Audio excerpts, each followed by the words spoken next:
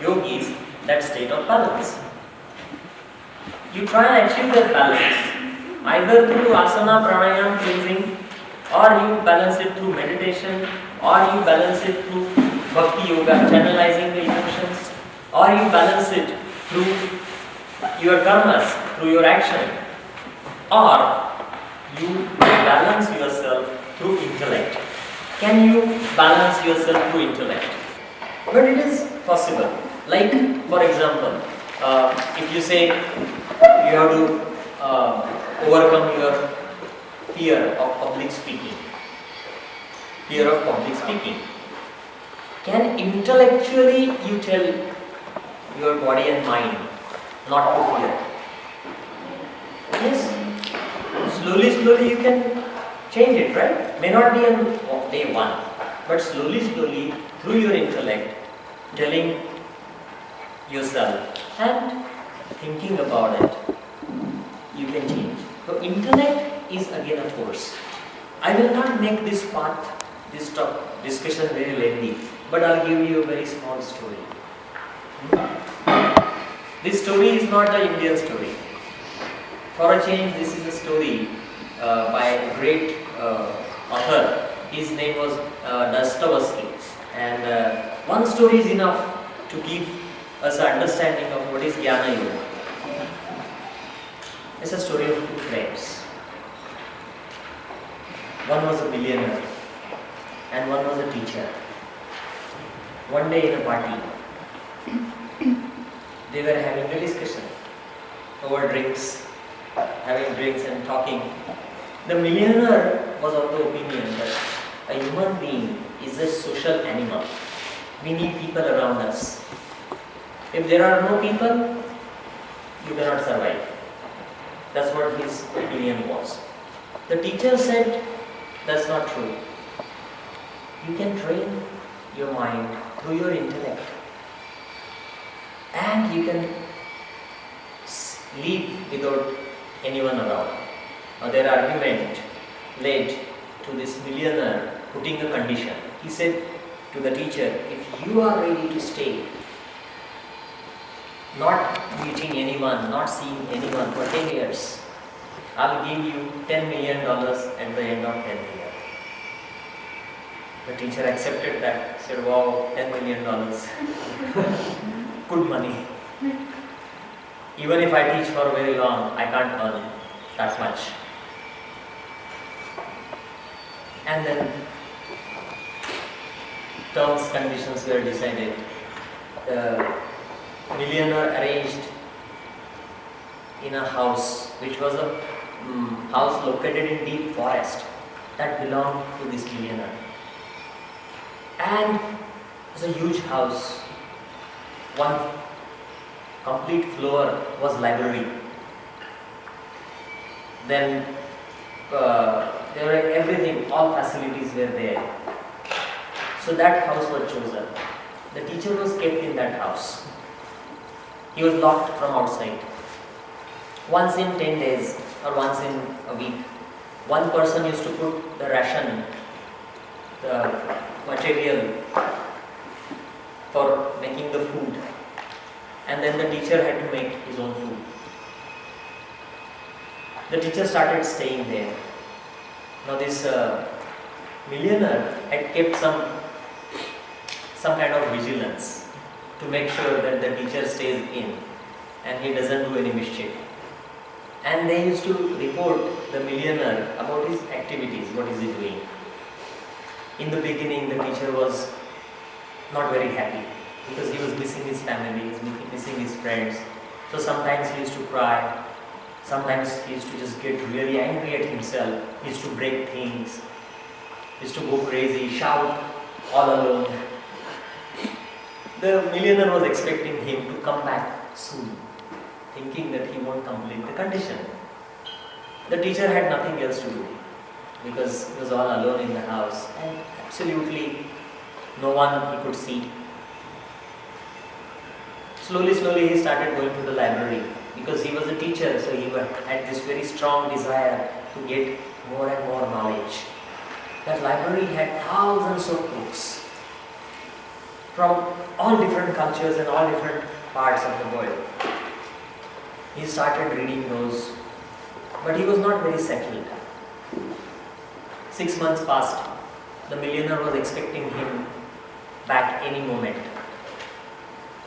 But the teacher persisted. He was reading books, getting more knowledge. 1 year passed. 2 years passed. The teacher started settling down a bit. He was more reading. Sometimes he just used to keep sitting in the balcony and look at the sky. 4 years passed. 5 years passed.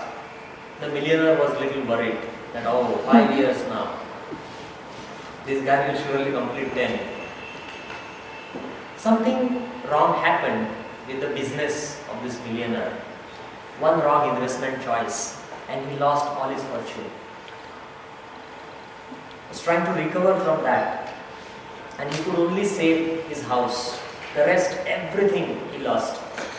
He went all bankrupt. By the time it was almost 8 years. By the time he came out of that maze, it was 8 years. And now there was a big problem for him. And the problem was his friend. Who was a friend now has become a problem. The friend was surviving very well. He had lost weight, but he was very energetic.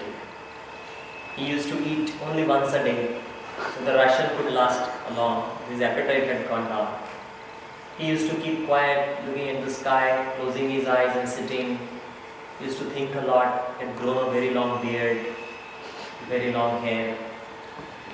9 years passed. 9 years and 6 months. Only 6 months remained. The millionaire was very, very worried now. He realized that whatever happens, this guy will complete 10 years. And from where I am going to get the money? I don't have anything other than this house. I will have to give up this house and I have nothing to do. I have no money. So what to do?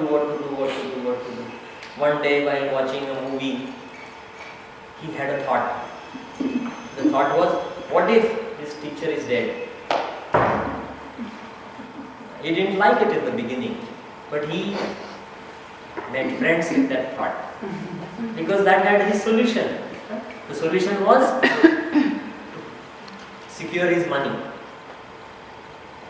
And he decided, I'll tell no one, and on the last day of the condition, I will kill the teacher.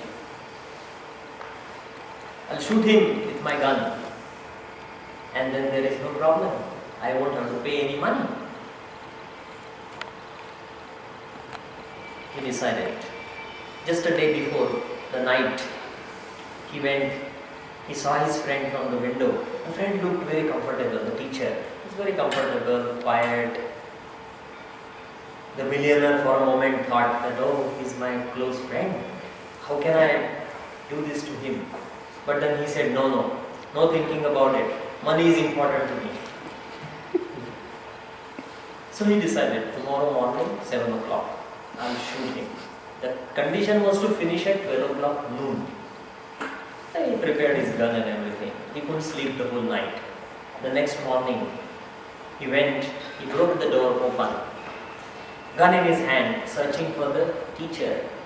Went to the first room. Teacher was not there. Second room, no teacher. Third room, no teacher. The whole ground floor, teacher was not there. He went up to the library. Again the teacher was not there. And he was shocked. He said, what happened? Who told the teacher I'm going to kill him? No one knows. While he was thinking about it, he saw a broken window. Went to the window. There was a piece of paper hanging. And that paper was addressed to him. It was a letter that was written by the teacher. And the teacher wrote in his letter, my dear friend, I am so thankful to you for giving me this opportunity to understand, to realize, to know myself, to know what I need, to know what makes me happy, to know what is my role, to know what is my purpose of life, the meaning of my life. and I see no importance to money. I see no importance to these many things he has mentioned. And he says, now I have a clear understanding, but I don't have anything to give you. So, because you gave me this opportunity, I would like to give you back something, and I am giving you back your own money so that you don't have to pay me. So take this letter as me not completing the condition. And the teacher had wished him all the best.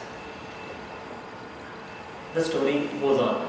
The point here with Jnana Yoga is the intellect can bring the same transformations that other types of yoga bring. These philosophers in the history, these great philosophers, they have developed the same state of balance by using their intellect. The principle centers around the word balance. You have to have balance in whatever you are doing. So he says, but how you use intellect to analyze that? He gives a principle called SWAN principle, S-W-A-N, SWAN principle. You set a goal for balancing every aspect of your life, or whatever is your desire, or whatever is your objective. Say you say, I want to become a successful teacher, or a successful businessman, or a successful artist, whatever is your goal. Or I just want to enjoy my life. Set it as your goal. Whatever it may be. Analyze your strengths. S-W-A-N. S stands for strengths. W stands for weaknesses. Analyze your weaknesses. Ambitions. Understand your ambitions. Evaluate them. Know them. Work with the feasibility, practicability of those ambitions. Right now, if I say that, oh, I want to go and travel on the sun. Ambition. Practical. All these aspects, ambition. Needs. How much I need. What I need. Is it essential or is it not essential? Many times, we don't know ourselves. Why many times? Almost all the time we don't know ourselves. Strengths, weaknesses, ambitions and needs. And he says, cultivate the strengths which will take you to your goal. There are thousands of strengths that you can have. But is every strength necessary for you, for your goal? And do you have enough lifetime to have every strength? Something that makes me depressed, work with your strengths. Something, if you work on your strengths, remove your weaknesses, you will not be depressed. So SWAN analysis will actually lead you to a balanced